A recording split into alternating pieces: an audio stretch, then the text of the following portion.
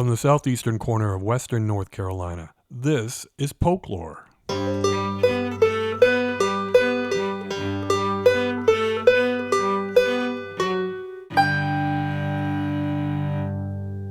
I'm your host, James Hernishin. Michelle Edwards left her home in Polk County for a West Coast education. She studied anthropology. Back then, she had no idea just how she would be applying that training when she returned to our neck of the woods. But here she is, the county's only full-time disaster response professional. What, you might well ask, does anthropology have to do with disaster response? Good question. A fair bit, it turns out. That's the take-home message from my conversation with the executive director of the Polk County Referral Center, a nonprofit outfit that was established to coordinate the distribution of resources in the days following the worst weather event to hit western North Carolina in more than a century. That would be Tropical Storm Helene, in case you've forgotten. According to the North Carolina Rural Center, 446 houses and 60 rental units were damaged or destroyed by Helene's winds, rain, or mud in Polk County. More than 16 months later, dozens of families are still living in temporary housing, which, as the tail end of January proved, is often not up to the task of providing decent shelter when the good old polar vortex gets shoved 1,000 miles south of where it should be. Putting people back on their feet or just under a roof is not easy. It takes money, of course. It also takes an understanding of how societies function and how people think of themselves and their place in the greater community. A solid understanding of property law and the endless list of regulations that guide government assistance programs goes a long way too. And did I mention patience? Sounds like a bit much to ask of any one person, even an anthropologist. But to be fair, Michelle Edwards isn't alone. She may be the only paid employee of the referral center, but there are plenty of volunteers helping her figure out how to get the help where it's needed. Many of them have been on the receiving end of that help themselves. If you have ever wondered what you might have to do should your home be destroyed the next time our changing climate throws another curveball our way, and it's just a matter of time before it does, keep listening. We talked at the center's office in Columbus on February 4th. Michelle Edwards, welcome to Folklore. Thank you for having us. Let's start by talking about what the referral center is all about. How did it start and how did it get to be doing what it's doing now? So I was raised here when I was a child, and the social services that are available have always been limited but heartfelt. When I came back after 20 years of being away, I came to get help myself from local resources, and I was denied. So I started reaching out to other community members and realized that we needed to have a link in between the people of our community and the resources that are available. We had talked with Josh Kennedy, who was Director of Health and Human Services at the time, and a couple of the local nonprofits about the concept of a referral center where we would go to the front porch of the community member in need and help them gain access to the resources that are available to them, eliminating the no's. So social sciences show us that if people hear no 3 times in a row, they will live within their hardship. So we want to help prevent that ongoing hardship. After the storm, we recognized that a lot of the resources were going up the mountains. We initially started the same way, saying, hey, we're going to help the resources get to the neighbors, reduce the tourism influx that was happening of people just dropping off one tote at each receiving center across the region. So within 3 days, we realized the local impact and how many people were asking us for support locally. We filed for our nonprofit status quickly. Thankfully, we were awarded quickly. And we had over 100 households on our list before the first of the year after the storm. We did not originally intend to be disaster case management. We were going to just be out here helping provide the links and empowering the local nonprofits at the same time. So as those large loads of donations were coming in, we would help take them to our more remote and small, more mom and pop style distribution centers and the food banks. As we got more connected and as the needs continued to grow, we realized that we could no longer link it where it was this household that was neighbors with another household that had a need. That's what a lot of the first 3 months were was, "Hey, we have trees down in our driveway. Well, this person is offering to come out with their chainsaw. We have a hole in the roof. Well, this person is willing to go and patch it up." And we had to become more coordinated, and it grew into what Polk Referral Center is now.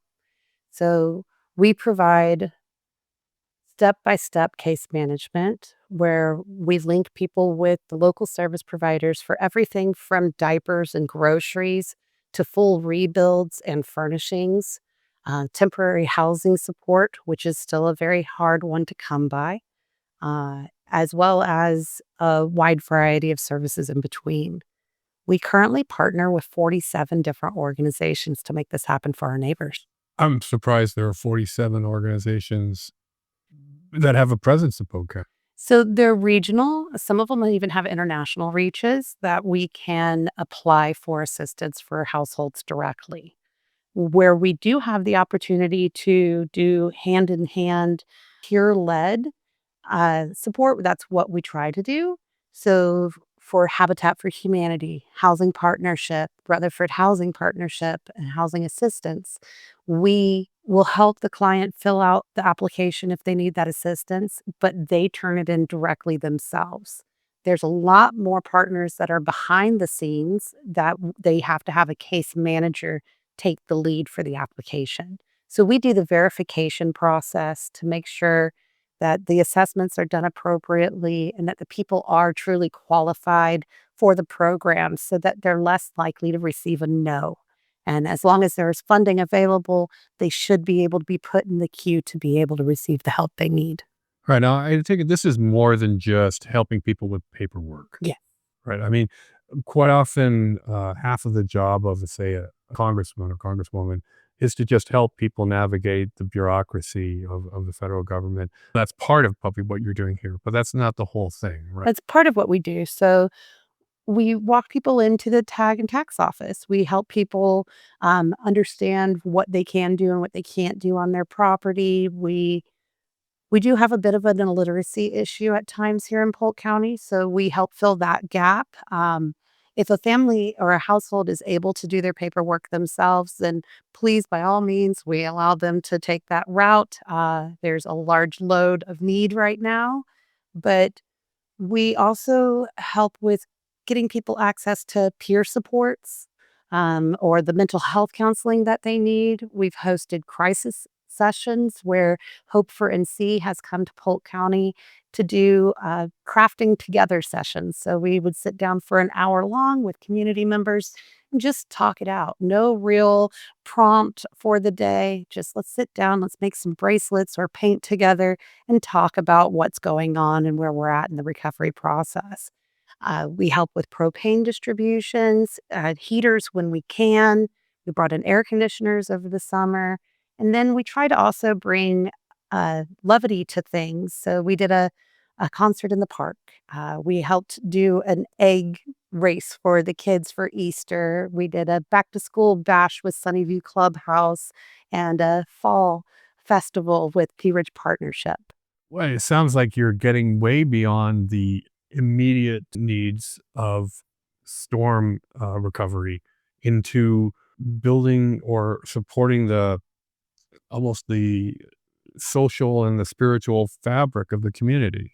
That's the goal. So we want to rebuild the sense of community while we're rebuilding our community. We have an opportunity to do that hand in hand. So I'm very neighbor driven. I ask people to please know who your neighbors are because they might have a need that they haven't announced to the world or that they haven't sought out help.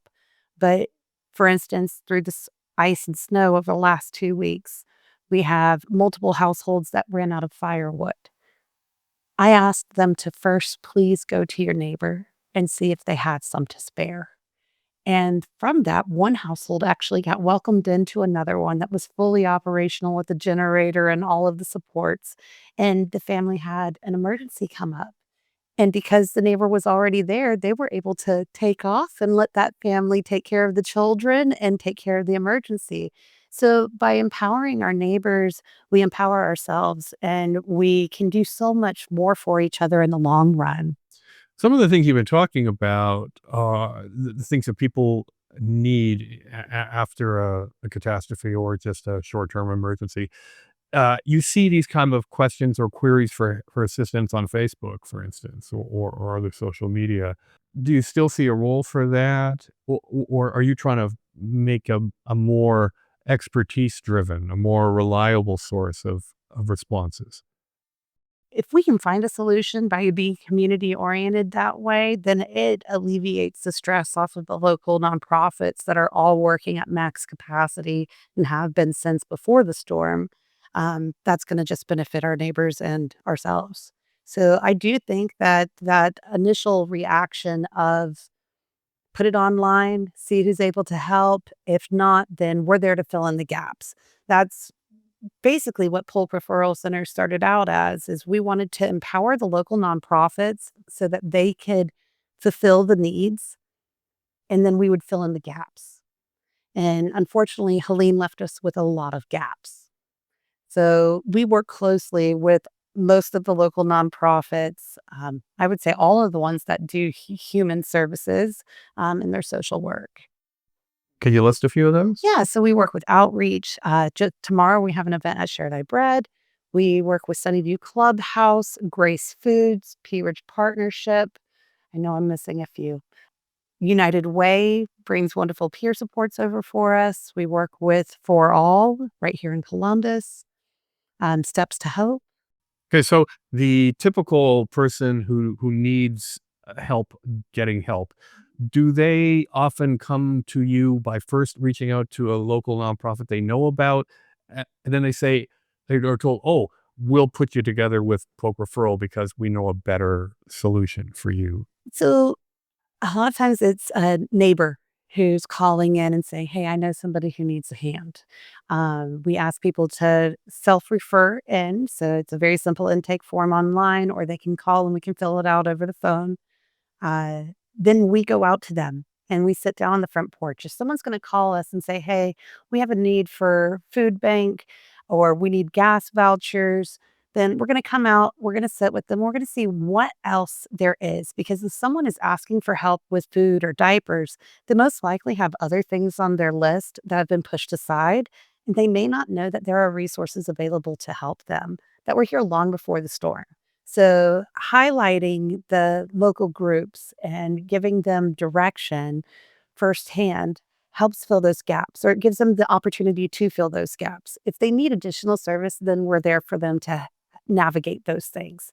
But it's about connecting the person firsthand with the resources that can say yes. Yeah, I one of the reasons I wanted to do this episode was, coming out of Helene, I wasn't in a situation where I was desperate for help, although it was pretty crazy the first few days, but I didn't know it who would I turn to if I did need something. There didn't seem to be a, central clearinghouse of that information, and you're saying Polk Referral Center now is that central clearinghouse? So we are the head of disaster case management for Polk County at this time.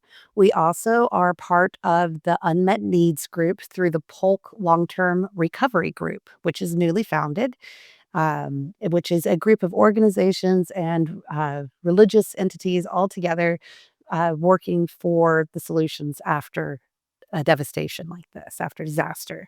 So we kind of held the place for while they were forming, because it takes time to be able to do that.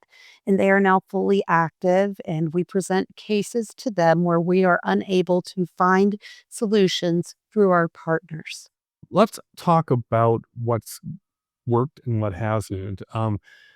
What kind of resources, especially from state and federal government, have come through, have proved to be effective since Helene?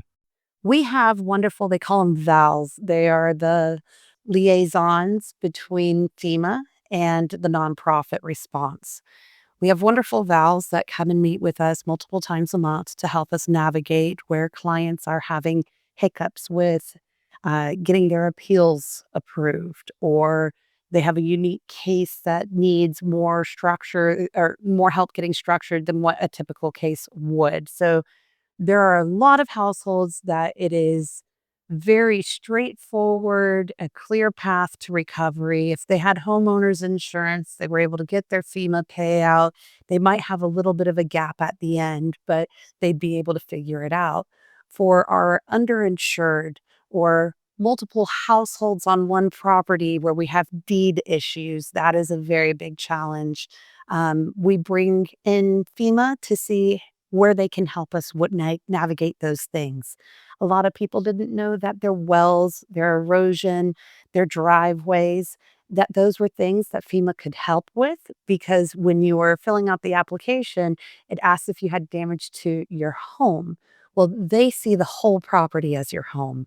And a lot of people didn't know that they could mark off that box. So I go back into their file with the community member, redo their application and appeal. And FEMA helps fight these voluntary liaisons, help fight for the clients to be able to get their maximum payout.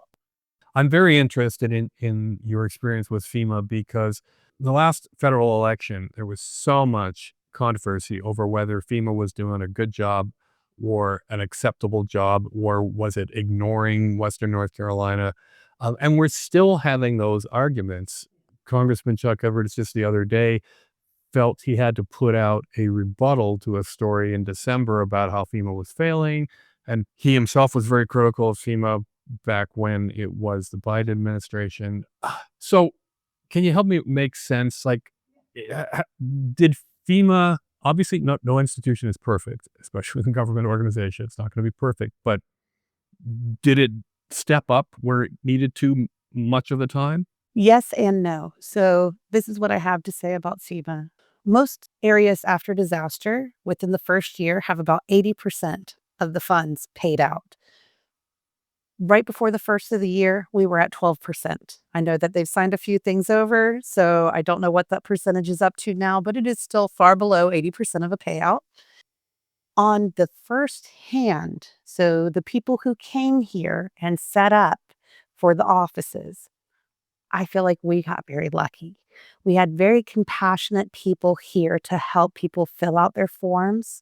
If they knew they were not going to be qualified for FEMA for X, Y, or Z reason, they went ahead and referred them straight to me. I spent many hours in the office with FEMA in the very beginning after the storm, where they were just like, hey, this one goes to Michelle. This one's not going to be approved for this reason. It needs to go to Michelle. And they really sent us probably half of our clients in the first 6 months, just knowing that they weren't going to be able to help. The households that have been approved and have been able to get the assistance, a good portion of them got to the max payout.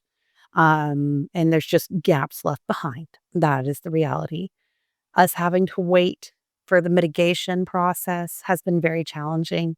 Mitigation is for the people who were hardest hit. It's for the people who are not allowed to rebuild without either having lifts put in and raising their house, or we do have clients here in this area, or victims here in this area, that their whole home, their whole property, they're not allowed to rebuild on. So they're still waiting to be paid out for that property. We have damaged households sitting in the middle of a creek just off of 176 still.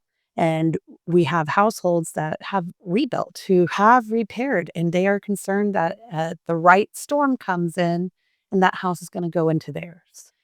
We have porches that are still falling off because they can't help secondary properties. So there's a lot of tourism in the area. There's a lot of Airbnbs.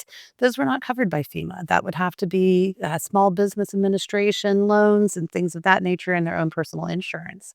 So those gaps have really been a hindrance, but it is what it is, and we're doing the best with what we have.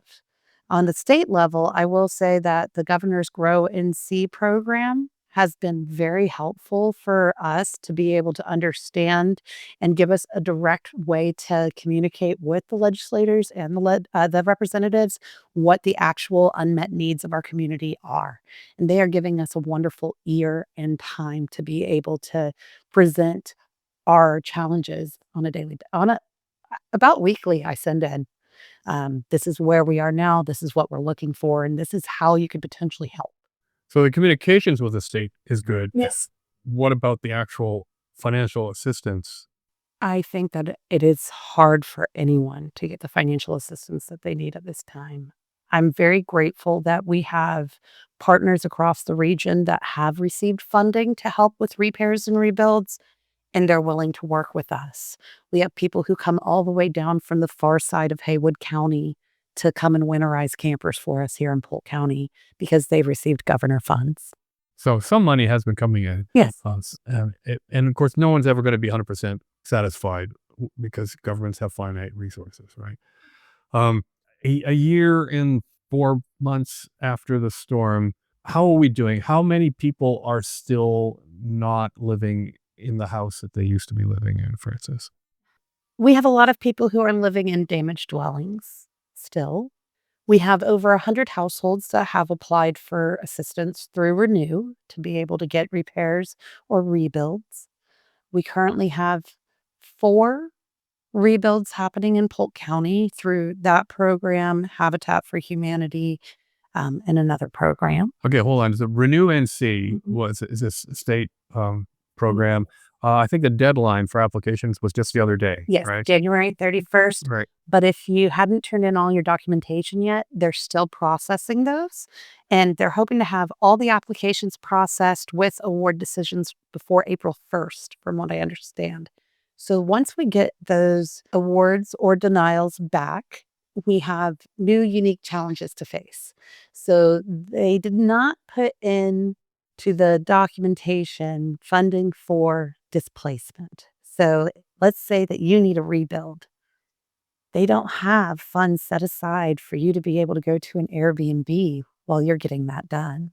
They don't have funds set aside for you to go and get a camper for that time frame or a tiny home. So us disaster case managers have been working collectively to find solutions, and we're working across the state with other long-term recovery groups and other disaster case management to spitball and try to find who can help fill this gap. We are working with Renew directly to try to see if they're able to work within some leniency and to get legislative changed on their documentation so that we can get supportive services and funding that way. I do fear that people will not sign that grant line because they don't have a place for their family to go. And you say there's about 100 families, you say, that are still haven't figured out. And that's just the ones that are qualified for Renew. And that's only 120% AMI. So anybody who's above that would not be qualified for their program. What does somebody do in Polk County then if they don't meet the qualifications, they've been turned down or whatever? I mean, So we are facing those challenges every day. We work with Baptist on Mission. Baptist on Mission does not have income requirements. It only has needs assessments.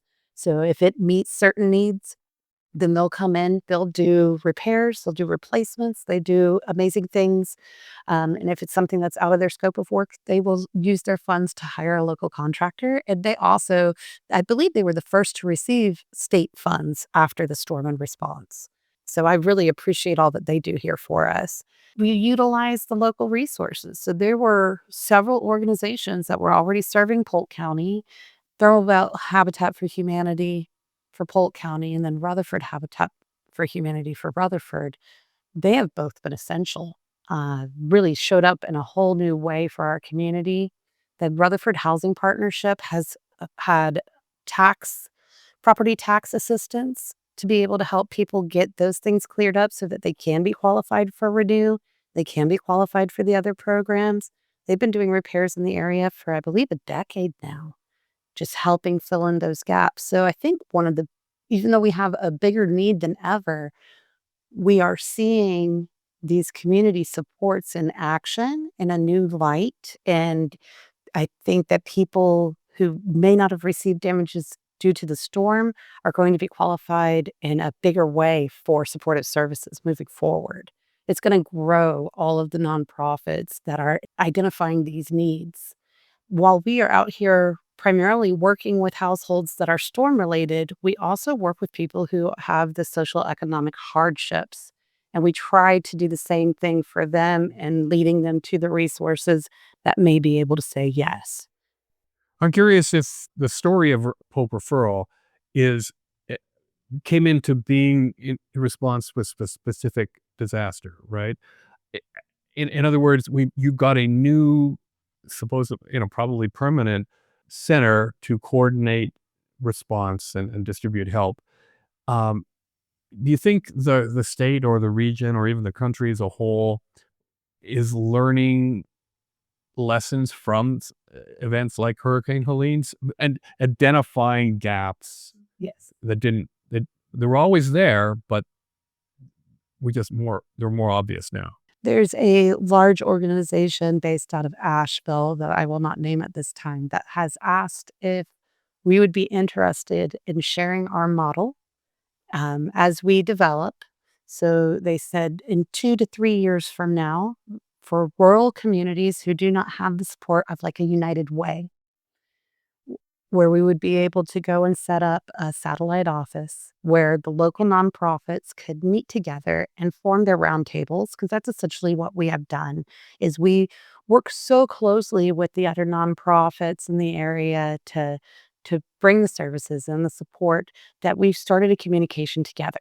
And instead of there being an idea of competition, it's all community based. We all share the same clients. We all share the same households. We all have the same goal of getting people to that level of stability to where they don't need the support structures. I ask this because I suspect that Tropical Storm Helene was not the last time we're going to have a major weather related problem. I have a horrible joke that whoever is playing Jumanji in Polk County needs to just knock it off. So since with Helene, we had the floods, we had the winds, then we had the earthquake, we have had a tornado, we've had the fires, and now ice storms and snow. That is a lot for a community to endure, especially when so many people are still unstable. Right now, I've been here over 20 years, and the first 19 of those were relatively uninteresting from a weather history point of view. The last year and a half has been really interesting. It has, and unfortunately, it's compounded on some of the same neighborhoods over and over again. So Green River Cove and 176 in the valley, and Sunnyview has been hit harder than a lot of people realize. Yeah, I don't think most people know much about what's going on in Sunny. Yeah, there's been well contamination issues. We've got wonderful partners that are doing testing. We've applied for grants to be able to do further testing. Um, a lot of erosion issues and foundations and basement are not covered by FEMA traditionally. And that's been the hardest hit area for the foundations. It's very obvious that there was needs on 176 and the Pearsons Falls and Packlet River. And of course, Green River Cove had a 40-foot wall of water. It's easy to see, yes, those areas were hit. They need help.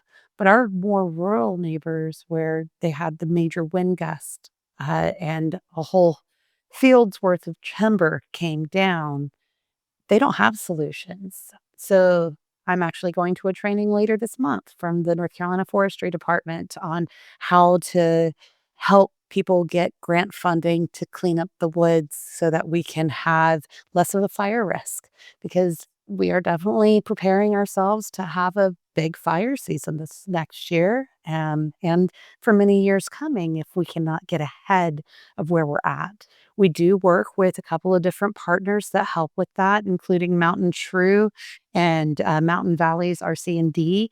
They'll come out and they'll do assessments and help clean up 100 feet from the house, but that's only 100 feet from the house. When you drive most of our roads, if you look out your window, there's timber down and it's going to connect to somebody's property somewhere. Okay, you've already basically wandered into my last question, which was what sort of challenges that families face surprised you the most? Again, we knew about what happens when you pour unbelievable sums of water down a mountain gorge.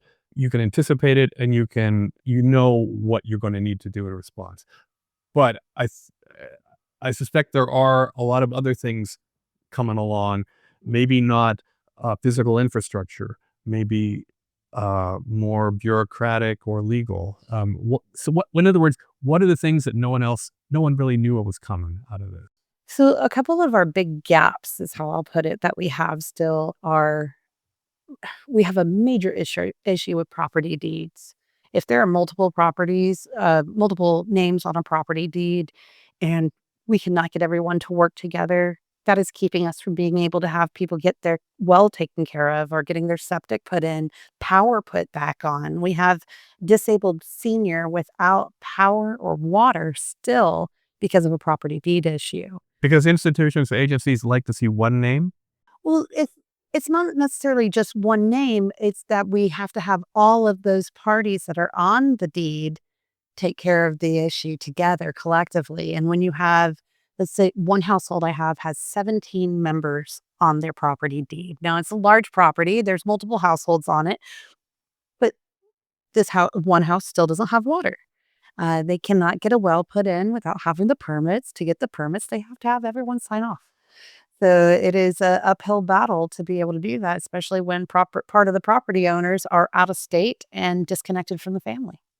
Another challenge I have is we have somebody who their family member passed away 7 years ago. The family's kept up with the payments on the taxes, but they never changed it over to somebody's name.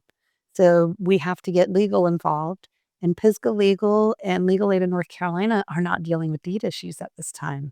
So that is out of pocket expenses. And when you're already low income, good luck.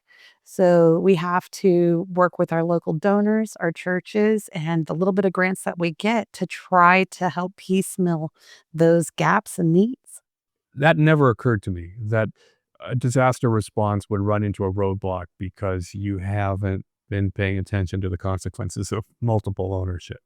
And lawyers are not cheap.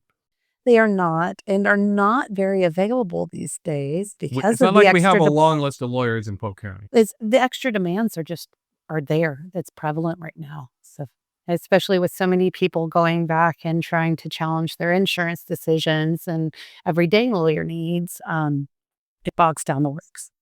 So ultimately, where does the money come from to run this office? And So the long-term recovery group sponsors this office. Thankfully, we have received support from a real estate group on the coast. We received support from United Way and from AmeriHealth, a few other local churches, and then it comes from local community members. So we have not raised nearly enough to be able to meet the challenges ahead of us. But we are applying for grants almost on a weekly basis, and we are optimistic that we will figure out the solutions to the best of our ability. We work our partners, so that reduces the expenses. We are not trying to rebuild people's homes from Polk Referral Center. We are not trying to refurnish people's homes from Polk Referral Center. Although, if somebody has nice furniture and they're moving into White Oak and they want us to come and donate it to a household in need, we have households in need. We use local storage here in town, and we rotate through it very often. We try to get things out to people as quickly as possible. But we have households that, it takes time to get your property rebuilt. It takes time before they'll be ready for that furniture need itself. But all those little gaps, they come together. And we're very blessed that most of the time, if I put a need out on Facebook, that it is answered within 72 hours, either through a partner agency or a local community member who wants to help. That's really been the biggest gift that we have, is that we have an active community who understands firsthand the hardships of our neighbors, and they want to do something about it. so Facebook is still a useful tool. Very much so.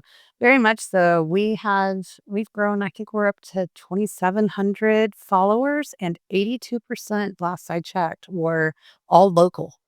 Yes, we don't have outside influence. This is all local community chatter. All right. Is there anything else we should know? We have a really big issue with how humble some of our neighbors are. And even though we all know that there are people who may have it worse, We're working with those people. We need to know what your needs are so that we can advocate for them. It is easier for us to do that now than for us to do that 2 years down the road. So if you had your porch damaged, if you had your foundation shift, if you have erosion control issues, if you need your streams cleaned up and replanted, there are resources for those things. We need to get you on the list, even if we may not be able to get to you right away, so that we can advocate for the whole collective needs. And to do that, we need to have a clear picture of what those are. So if you are a do it yourself type person, you got your FEMA payment, you did everything that you can, and you still have a gap that you're just going to take another loan out on, or you're going to figure it out once you can get to it, let us know. We might have a solution already, and we can help you navigate if we don't have a solution already. Because understanding the scope and the scale of the problem is a big help in of itself. Yes, without that, we can't advocate for the proper funds that we need. Um, for instance, about 7 months ago, I had 20 or so households on our list that needed to have their wells addressed in some manner. That list is now over 60. If we had the realistic, if everybody were to let us know that they were having problems with their water, then we would be able to say, hey, now we have it to this scale. We'd take it to the county, we'd take it to the state. We'd be able to advocate for those federal funds to bring in solution instead of putting that on the responsibility of each individual household. So those folks who really take pride in doing things for themselves, sometimes it's not a good idea to not reach out. Right. I recommend reaching out, and we're homespun. I was raised right here in Polk County. All of our volunteers are from here, and most of our volunteers are victims of the storm themselves. We want to be as open as possible. If you don't feel like you need the help, that's great.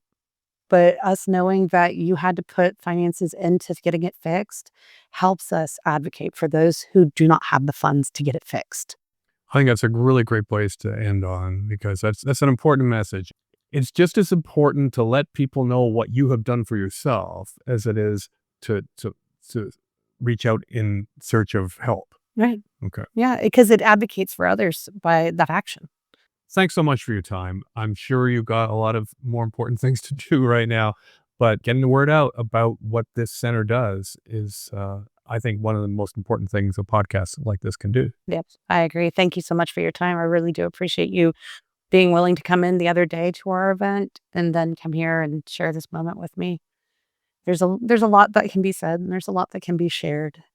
But the biggest thing is we truly do love our people, and we're going to fight for our neighbors because they are our neighbors. They deserve to have somebody who cares enough to say, you are not alone. You are not alone. And spreading hope has been our biggest message, because we might not have a solution right now, but I could have it in 6 months. All right. Thanks again. That conversation could have run a lot longer. There's so much more material to explore, particularly if you want to talk about how tempting it has become to treat FEMA as a political football. But I'll leave that for future episodes of the show as we get closer to the November general elections. In the meantime, I'd be happy to consider whatever subjects you think are worth adding to the Folklore Library, which is closing in on 80 episodes. Send your suggestions and feedback to jamesh@folklore.com. Thanks for listening.